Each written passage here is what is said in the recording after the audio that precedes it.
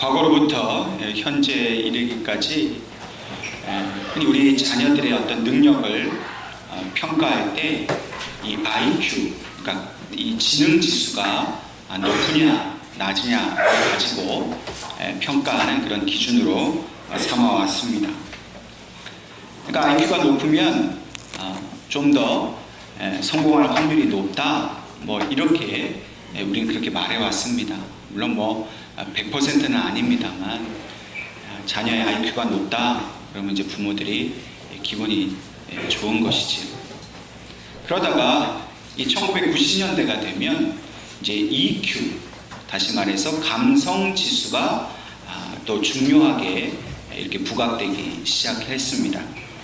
그래서 이 IQ만을 이 자녀의 능력으로 평가하던 시대에는 우리 자녀들이 뭐 지금도 마찬가지입니다만 이 시험을 잘 봐야 되고 공부를 잘해야 하는 이런 큰 부담감 가운데 있었지만은 이제 이 EQ의 중요성이 이제 나타나면서 이 공감 능력, 또 다른 사람과 어떻게 잘 원만하게 대인관계를 맺느냐 하는 이제 이런 능력도 이제 중요하게 된 것입니다.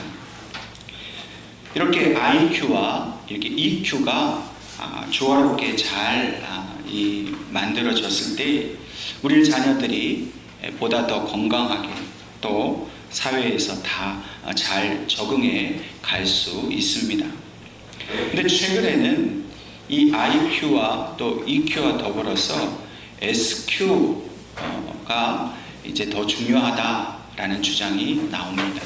이 SQ는 영성 지수를 말합니다. Spirituality Quotient에서 영성 지수. 세상에서는 이 영성을 어떻게 말하느냐면 초능력이나 혹은 직관력이라고 그렇게 설명을 합니다. 쉽게 말해서 어떤 사물을 보거나 어떤 게 현상 가운데서 그것을 꿰뚫어 볼 수 있는 어떤 그런 탁월한 능력을 말하는 것입니다. 그러니까 IQ가 높고 또 이 감성적인 부분이 풍부하다 할지라도 뭔가 번뜩이는 그런 영적인 능력이 있어야 더 성공할 수 있다, 이제 이렇게 말하는 것이죠. 근데 중요한 것은 이렇게 영적으로 탁월한 이 초인지 능력은 하나님께서 주시기도 하고 또 세상의 권세자인 사탄으로부터도 온다는 것입니다. 그러니까 오늘 우리 자녀들은 분명히 믿음의 자녀이기 때문에 하나님께서 주시는 이 영적인 능력이 탁월해야만 우리의 자녀들이 이 세상을 주도해 나아갈 수 있다는 것입니다.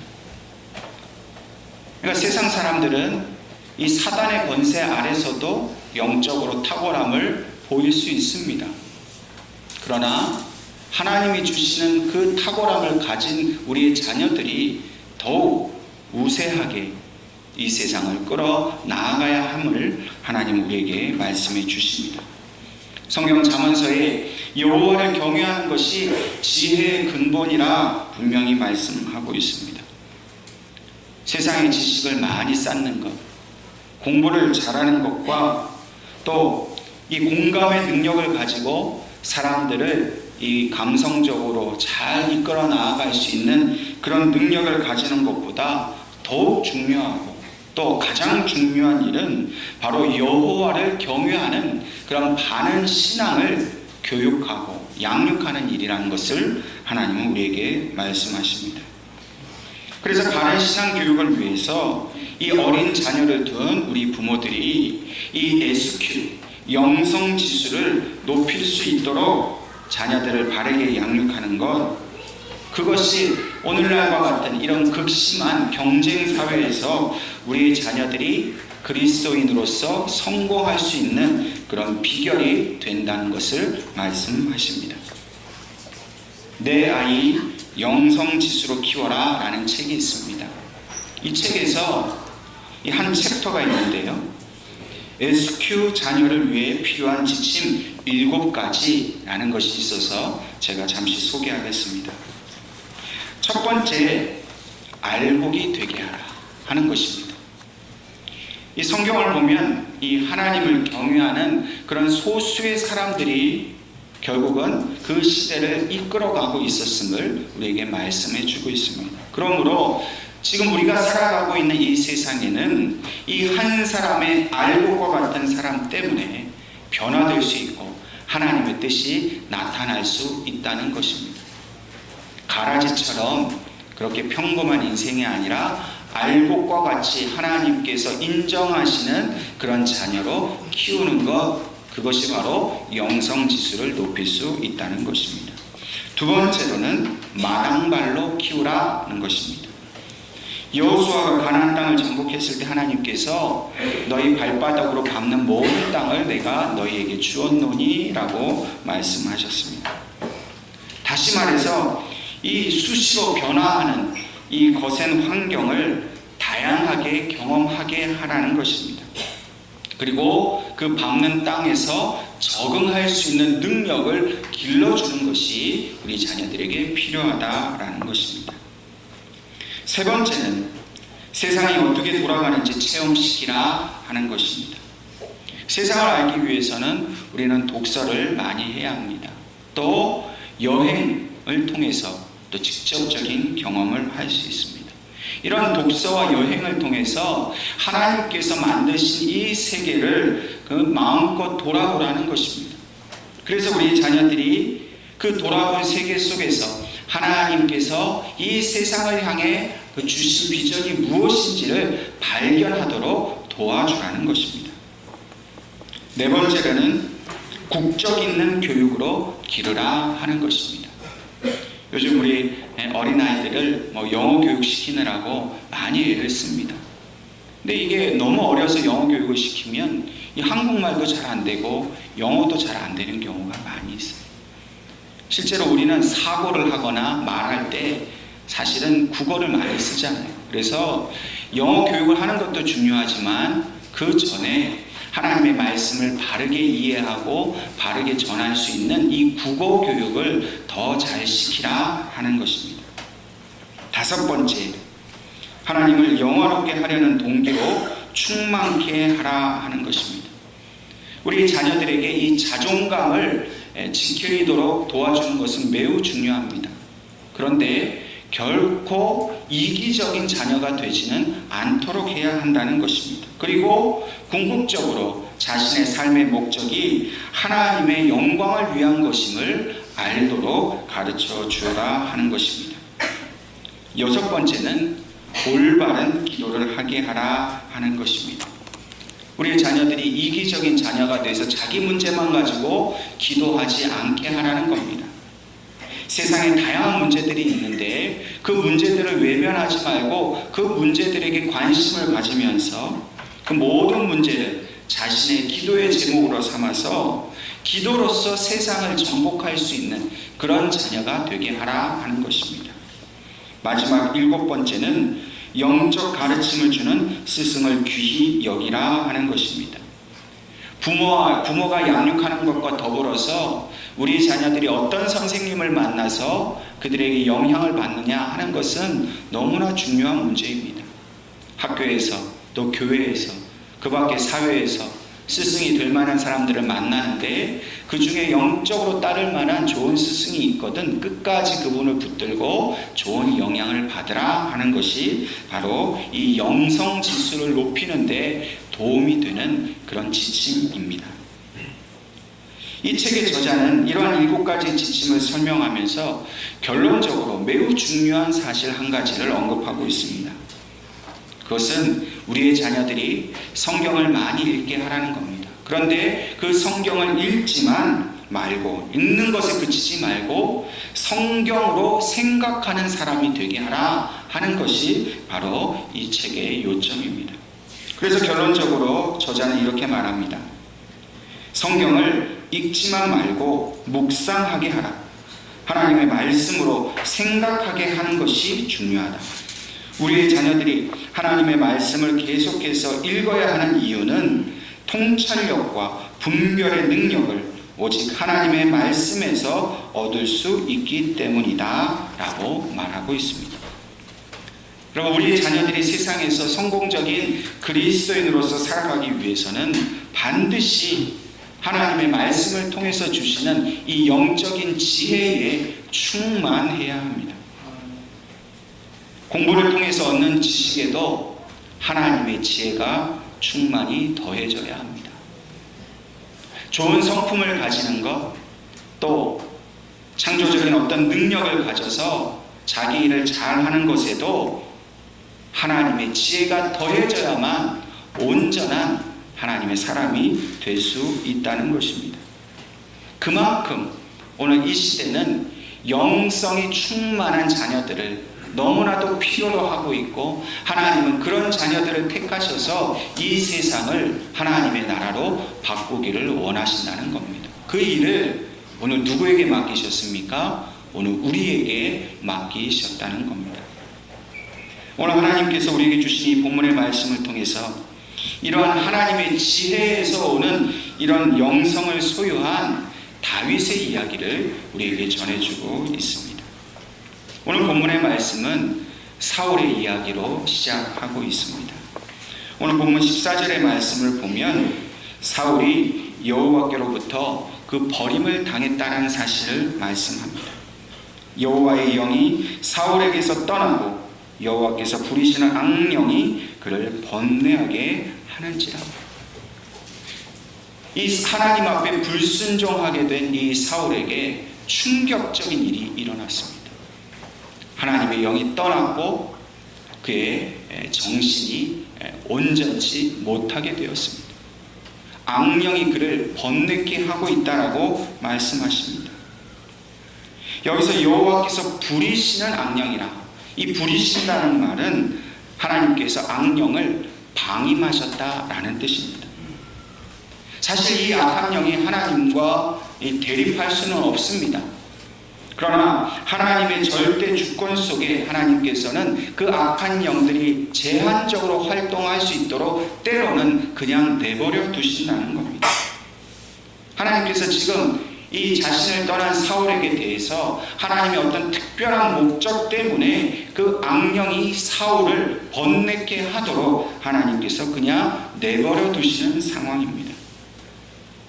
그래서 이 악령이 사울을 번뇌케 했다라고 말하는데, 이것을 오늘날 시각으로 보면은 아마도 이 사울에게 극심한 우울증이 찾아오고 또 심한 정신착란 증세가 나타나게 된 것으로, 소위 말하는 조현병이 온 것으로 보여지는 것입니다. 지금 상태가 이렇게 어렵게 되자 이 사울의 신하들이 사울 왕에게 조언을 합니다. 그것은 그 병을 낫게 하기 위해서 수금을 잘 타는 사람을 데려다가 수금 연주를 가지고 그 병을 낫게 하자 하는 것입니다. 오늘 우리에게 있어서도 가장 큰 우리에게 주신 징벌, 가장 큰 형벌은 무엇인가? 그것은 하나님이 우리를 떠나는 것입니다.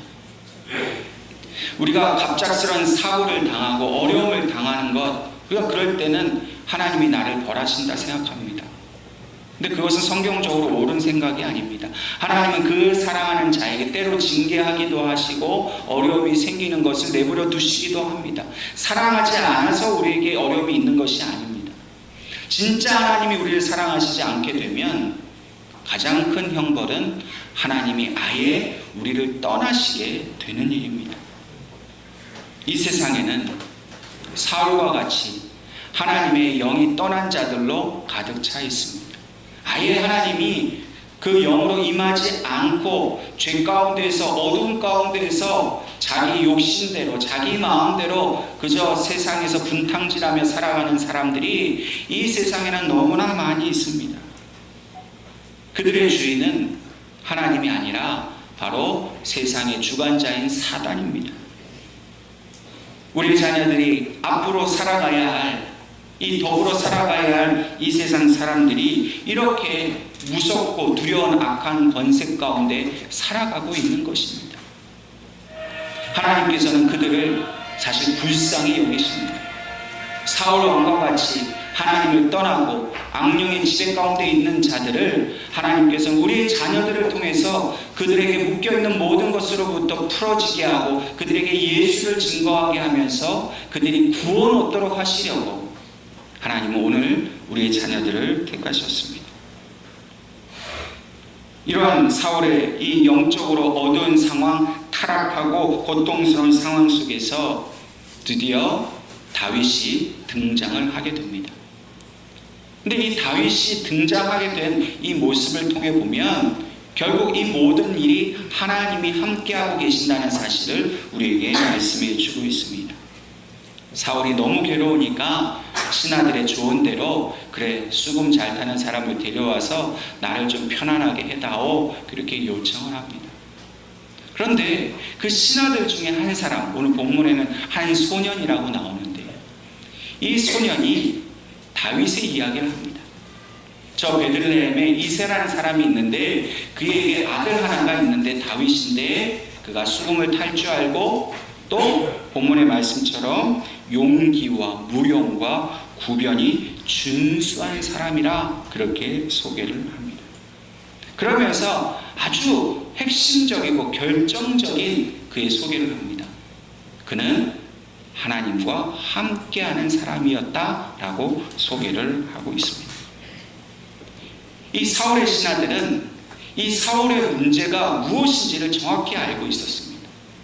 그가 지금 정신병을 앓고 고통하는 것이 무슨 다른 것에 문제가 있는 것이 아니라 바로 하나님이 함께 하시지 않기 때문에 생긴 문제란 것을 이 신하들은 너무나 정확하게 알고 있었습니다. 그리고 나서 하나님이 함께 하시는 다윗을 이 사울 왕을 위해서 이렇게 초청을 하게 되는 것입니다. 비록 사울의 신하에 의해서 어떻게 보면 인간적인 그런 방법을 통해서 다윗이 지금 사울 왕 앞에 나오게 되었지만은 사실은 이 모든 일을 주관하시고 계획하시고 인도하신 분은 바로 하나님이십니다. 왜냐하면 여호와를 떠난 이 사울을 대신할 왕이 바로 다윗이라는 사실을 하나님께서 이 신하를 통해서 간접적으로 보여주시는 겁니다. 그래서 하나님은 이 신하의 입술을 통해서 장차 이스라엘의 왕이 될 만한 이 가능성이 다윗에게 있다는 사실을 사람들에게 소개하고 싶으셨던 것입니다. 또한 이 다윗은 어떤 인간적인 재능에도 출중했습니다. 그것을 준수하다고 표현합니다. 이것은 그에게 많은 재능이 있었다는 것과 또 그에게 인간적인 매력이 있었다는 것입니다. 그런데 이 준수함은 결코 인간적인 매력만을 설명하는 표현이 아니라 바로 이것은 하나님이 주신 능력이 그에게 있었다는 것을 설명해 주는 말입니다.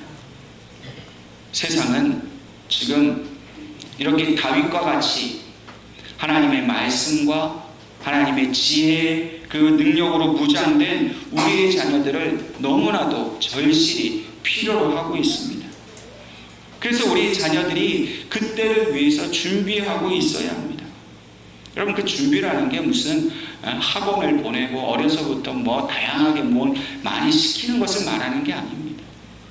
세상을 위해 우리의 자녀들을 하나님이 쓰기를 원하시는데 그 자녀들을 준비하는 방법은 오직 하나님의 말씀으로 양육하고 예수 그리스도의 마음을 그 마음에 품도록 가르치는 일, 그것이 가장 중요한 우리의 자녀를 위한 미래를 위한 준비라는 것입니다. 여러분 다윗의 부모가 다윗에게 어떤 재능을 가르쳤다라는 이야기는 결코 성경에 나오지 않습니다.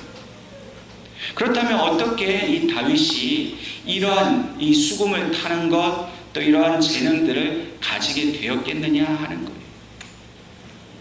절대 학원 보내지 않았습니다. 가외 선생 붙이지 않았어요. 인간적인 방법 쓰지 않았습니다. 오히려 성경을 보면 이 다윗의 아버지 이새는 이 막내 아들 다윗에게 매우 무관심했습니다. 어떻게 보면 아들이 하나 있는지 순간적으로 깜빡깜빡 할 만큼 의식하지 못할 정도로 무관심했던 아들입니다. 그러면 다윗이 어떻게 이러한 재능을 갖게 됐을까요? 우리가 잘 알고 있는 대로 자기의 이 다윗의 형들은 다 그 집에서 귀하게 쓰임 받았습니다. 근데 이 막내 아들은 아무도 하기 싫어하는 이 들에서 양을 치는 일을 하고 있었습니다. 때로는 멀리 양을 치면 집에도 못 들어오고 이 들에서 잠을 자야 하는 그런 외롭고 고독하고 힘든 생활이 바로 양치는 일입니다. 어린 나이에 그 광야에서 그 밤의 무서움을 이기기 위해서 다윗이 무엇을 했겠습니까? 아마도 수금을 타지 않았겠나 생각됩니다. 그런데 이 수금 연주를 할 때 무슨 노래를 연주했겠습니까? 오늘날처럼 무슨 가요나 트로트를 연주했겠습니까? 아닙니다. 하나님을 찬양한 겁니다. 우리가 알고 있는 대로 이 다윗에게는 문학적인 이 시적인 능력이 또 있었습니다. 그곳에서 시를 지어서 그 시에다가 곡조를 붙여서 하나님을 찬양하는 일을 하면서 이 다윗이 무서움을 이겨냈을 것이라는 겁니다. 과외를 많이 하고 학원을 많이 보냈다고 해서 이 아이가 준비되는 것이 아니라 광야에서 하나님과 1대1로 만날 때 하나님께서 그 아이에게 필요한 모든 것을 가르쳐 주셨다는 것. 여러분, 다윗이 들에서 수금을 연주하면서 내가 언젠가는 사울 왕 앞에서 이 수금을 연주해서 내가 성공해야겠다라고 생각한 적이 없어요. 다윗은 그저 자기의 그 외로움 가운데 찾아오시는 하나님을 그저 찬양하고 싶었던 거예요. 하나님께서 가르쳐 주시는 그 마음, 주시는 마음에 감사하면서 오직 하나님 한 분만 바라보면서 찬양하고 있었습니다. 근데 그것이 바로 이 아이의 가장 강력한 강점이 되었다는 것입니다. 여러분, 오늘 우리 아이들이 이 세상에서 뭔가 이 경쟁에서 이기기 위해서 특별한 재능을 가지기 위해서 많은 노력을 합니다. 음악도 가르치고 태권도도 가르치고 학원도 많이 보내지만 여러분, 그것보다 가장 중요한 능력은 바로 하나님을 찬양할 수 있는 능력이에요. 하나님 앞에 기도할 수 있는 능력이고 하나님의 말씀대로 생각하고 그 말씀대로 행동할 수 있는 이 능력, 이 재능을 가지는 것이 다른 아이들 여타 어떤 그런 재능을 가진 것보다도 더욱 중요한 이 아이의 성공을 위한 그런 재능이 된다는 것입니다. 하나님을 잘 섬기다 보니 자연스럽게 그게 능력이 됩니다. 그러니까 학원을 보내지 말라는 말씀은 아니에요. 꼭 필요한 것이 있고 아이가 원하면 보내셔도 좋습니다. 그러나 필요 이상으로 부모의 기대와 욕심 때문에 학원을 보내는 것은 옳지 않다는 거예요. 오히려 그 시간에 그 아이와 집에서 하나님의 말씀을 펴놓고 다윗이 어떻게 하나님께서 주신 재능을 가지고 성공할 수 있는지를 함께 그 말씀을 읽고 묵상하고 기도하고 어떻게 하나님을 더욱더 영화롭게 찬양할 것인가를 가르쳐주는 것, 그것이 어설프게 학원 하나 보내는 것보다 훨씬 낫다는 겁니다. 이런 다윗이 사울 앞에 섰을 때 사울조차도 다윗이 얼마나 사랑스러운 아이인지를 한눈에 보게 됩니다.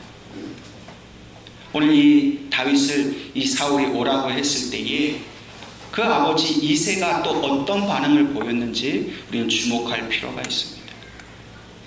이 아버지 입장에서는 당황했겠죠. 왕이 그것도 자기 집에서 제일 이 힘도 없고 약한 막내 아들을 부른다 그러니 얼마나 놀랬겠습니까? 그러니까 왕이 부르니 왕궁을 보내기는 해야겠는데 급하게 뭘 준비합니다. 뭘 준비했습니까? 떡과 한 가죽 부대의 포도주와 염소 새끼를 보냅니다. 그 당시 풍습에는 왕이 부른다 그러면 왕 앞에 그냥 빈손으로 나갈 수 없습니다. 반드시 예물을 준비해서 그 왕에게 경배하도록 그렇게 했습니다. 그런데 단지 풍습 때문에 이 음식을 준비한 것이 아니라 이 아버지 이새의 마음에는 내 아들을 좀 잘 봐주십시오 하는 뇌물의 성격을 거기에 담고 있었던 것입니다. 이때까지만 해도 이새는 자기 아들에게 지금 무슨 일이 일어나고 있는지를 깨닫지 못했습니다. 심지어는 이 일 이전에 사무엘 선지자가 와서 자기들의 자기 잘난 이 7 아들을 다 제껴놓고 이 막내에게 기름을 부었다는 사실조차도 이새는 잊어버렸어요. 하나님이 기름 부으셨다는 것은 왕으로 삼으신다는 건데 이 사실조차도 이새는 무관심했다는 거예요. 그리고 지금 현실적으로 사울 왕이 부르는 그 앞에서 아이고 이놈이나 좀 잘 보였으면 좋겠다 하고 지금 뇌물을 바쳤다는 겁니다. 아버지 이새가 영적으로 지금 둔감하다는 것을 보여주는 장면입니다. 여러분, 우리 부모는요 영적으로 민감해야 합니다. 우리도 이새처럼 아유 뭐 저 철도 없고 내가 보기에는 저 뭐 시원치 않고 내 마음에도 안 들고 공부도 잘 못하는 것 같고, 여러분 부모 눈에는 자녀들이 다 그렇게 보이지. 근데 그렇게만 생각하면 여러분 아무것도 할 수 없습니다. 야 너는 뭐 공부도 못하고 그러니 대충 뭐나 해가지고 그냥 너나 밥이나 먹고 살아라. 여러분 그렇게 대하지 마십시오. 왜냐하면 하나님은 분명히 우리를 통해서 우리의 자녀들을 다윗과 같이 쓰시겠다고 분명히 택하셨어요. 8째 아들처럼 막내 아들처럼 코올리게처럼 아무것도 못할 것 같지만, 그러나 하나님이 함께 하시면 세상을 변화시키고 세상을 이끌어갈 수 있는 왕과 같은 자녀로 하나님은 쓰시겠다는 겁니다. 부모가 그것이 아둔해가지고 그걸 깨닫지 못하고 그냥 뭐 교회만 나와주면 고맙고 그냥 공부나 하라고 그렇게 내버려 두면 하나님이 쓰실 만한 기회를 우리 부모가 먼저 잃어버리게 되는 것이지. 그러면 사람의 방법으로 공부만 잘한다고 해서 그 아이가 결코 성공적인 삶, 행복한 삶을 살지 않습니다.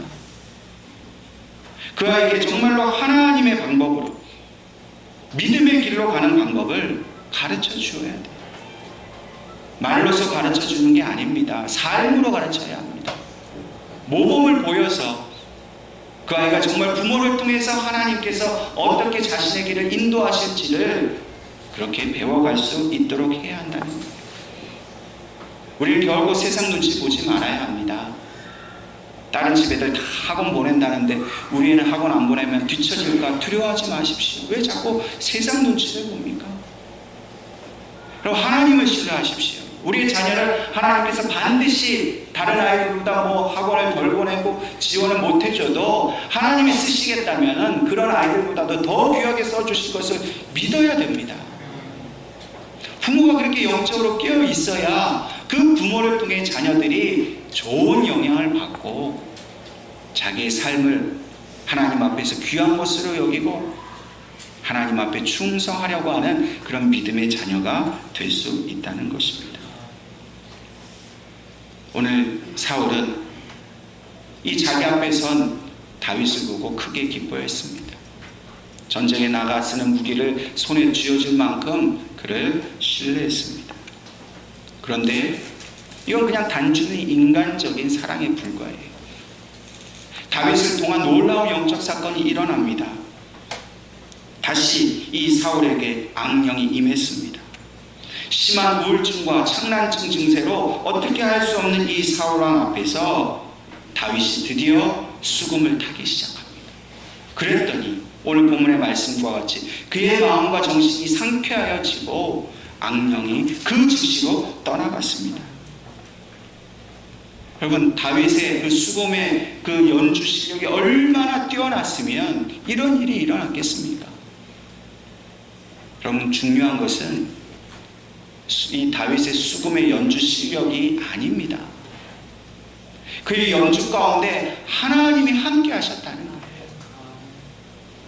아무리 무슨 세계 콩쿠르 나와서 1등을 해도 그 연주에 하나님이 함께 하시지 않으면, 물론 그 1등 할 만큼 그 연주 실력으로 사람의 마음 감동시킬 수 있을지 모르지만 그 영혼을 고치고 치유하고 회복시키고 구원하는 일은 할 수 없어요. 하나님이 함께 하시면 우리의 자녀를 통해서 하나님은 구원하고자 하는 사람들을 구원해 주신다는 겁니다. 어떻게 보면 다윗은 음악 영재입니다. 여러분, 자녀를 키우는 부모들은 내 자식이 영재다라는 소리, 천재다라는 소리 듣기를 얼마나 원합니까?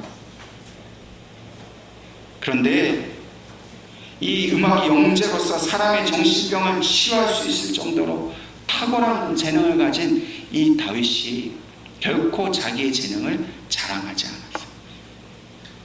여러분, 요즘 이 조현병 환자들이 주변에 많이 있다는 것을 기사를 통해 보지 않습니까? 그분들이 오랜 기간 약을 쓰고 병원 치료를 받지만 잘 치유가 안 됩니다. 그런데 다윗처럼 이 수금을 연주했는데 조현병이 낫는다? 이 다윗이 요즘 시대에 태어났으면 돈 엄청 벌었을 거예요. 그렇지 않겠습니까? 엄청 유명한 사람이 돼가지고 이 다윗이 연주회 한다 그러면 뭐 모든 병든 사람이 다 모일 거예요. 야, 조현병이 나오는데 암도 안 낫겠냐? 수많은 사람 모였을 거예요. 여러분, 근데 그 재능이 중요한 게 아니라 그 재능 가운데 하나님이 함께 하신다는 게 중요해요. 여러분들의 자녀들이 영재가 되어서 뭐 뛰어난 자가 되어서 세상을 깜짝 놀랄 만한 그런 위대한 인물이 되는 것도 중요하지만 그런 인물이 되게 하신 하나님이 그 자녀와 함께 하시는 것이 더욱 중요한 거예요. 그 자녀가 예수 그리스도의 마음을 가지고 영혼을 구하고자 하는 마음으로 자기의 주신 재능을 가지고 하나님 앞에 헌신하는 삶을 사는 것이 더욱더 귀하고 중요한 일이다. 잠언 22장 6절 말씀에 마땅히 행할 길을 아이에게 가르치라. 그리하면 늙어도 떠나지 아니하리라. 여러분, 마땅히 행할 길을 가르쳐야 합니다. 공부 중요하지요. 재능도 중요하지요. 시험 잘 보는 것도 중요하지만 진짜 마땅히 행할 길은 하나님을 바르게 섬기고 예수 그리스도의 믿음의 길을 가는 일입니다. 그것을 가르쳐 주십시오. 그러면 하나님께서 우리의 자녀들을 통해서 우리 예언교회 교회 학교를 통해서 세상을 변화시키는 하나님의 왕과 같은 이 다윗 왕과 같은 귀한 믿음의 자녀들을 반드시 길러주시고 그들을 통해 하나님의 뜻을 이루어 가실 것을 믿으시기를 주님의 이름으로 축원합니다. 기도하겠습니다.